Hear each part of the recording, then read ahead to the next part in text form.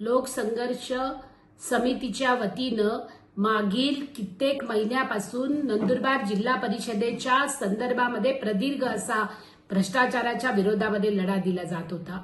14 ऑगस्टला पालकमंत्र्यांच्या आश्वासनानंतर आज त्याचाच पुढचा चौकशीचा भाग म्हणून जिल्हा परिषदेचे सीओ नमन कुमार यांनी एक प्रदीर्घ अशी बैठक घेतली। या बैठकीला लोकसंघर्ष मोर्चाचे प्रतिभाताई शिंदे, महेंद्र पाटील, सामाजिक न्याय संघटनेचे अरुण रामराजे, राहुल रामराजे व मंगलसिंग पानपाटील हे हजर होते। ह्या सर्वांनी एक प्रदीर्घ लढा या संदर्भामध्ये दिला होता।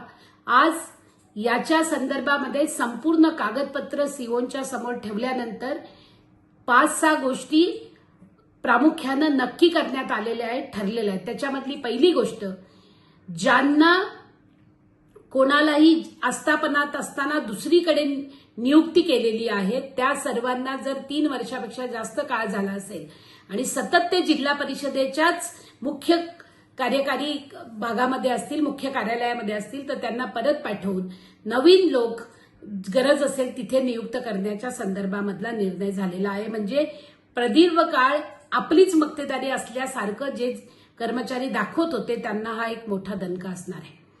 महिला आणि बाल कल्याणमध्ये ज्या कर्मचाऱ्याच्या पत्नीनं खोटे कागदपत्र वापरले आणि भांड्यांच्या ठेक्यामध्ये आपलं निविदा दाखल केलेली होती, त्या संदर्भामधली चौकशी करून त्या कर्मचाऱ्यावर आणि खोटी कागदपत्र करणाऱ्या त्याच्या पत्नीवरती सुद्धा कार्यवाही करण्याचं आश्वासन सीओंनी दिलेलं आहे। दुसरी गोष्ट, न्यूट्रिशन पासून तर बचत गटाच्या आहारापर्यंत जो काही घोटाळा झालेला आहे त्याच्याबद्दलची एक चौकशी समिती नेमली गेलेली आहे। 15 दिवसाच्या आत तिचा रिपोर्ट येईल आणि तक्रारकर्त्यांचंही संपूर्ण म्हणणं ऐकून घेत त्याच्या आधारे तपास केला जाईल, याच्या बाबतीमधलंही आश्वासन त्यांनी दिलेलं आहे।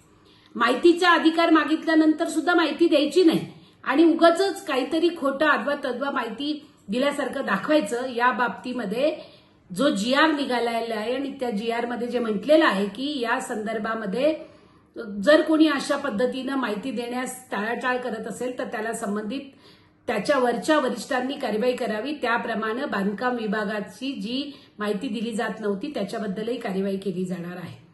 या संदर्भामधलं समित्या वेगवेगळ्या प्रकारच्या नेमून आणि आतापर्यंत झालेल्या सर्व घोटाळ्यांच्या, मग तो महिला बाल कल्याणचा घोटाळा असू दे, मग तो निविदा काढण्याच्या संदर्भामधला सामान्य प्रशासनचा असू दे की वेगवेगळ्या कुठल्याही डिपार्टमेंटचा असू दे की बांधकाम विभागाचा असू दे, या सगळ्यांच्या संदर्भामधली तात्काळ कार्यवाही येत्या 15 दिवसात करण्याचं आश्वासन सीओंनी दिलेलं आहे। लोकसंघर्ष समिती याबद्दल आत्ता तरी आपलं समाधान व्यक्त करते आहे आणि सीओ साहेब 15 दिवसात आपलं आश्वासन बाळगतील याची आशा व्यक्त करते, अन्यथा हा लढा मुंबईला नेला जाईल।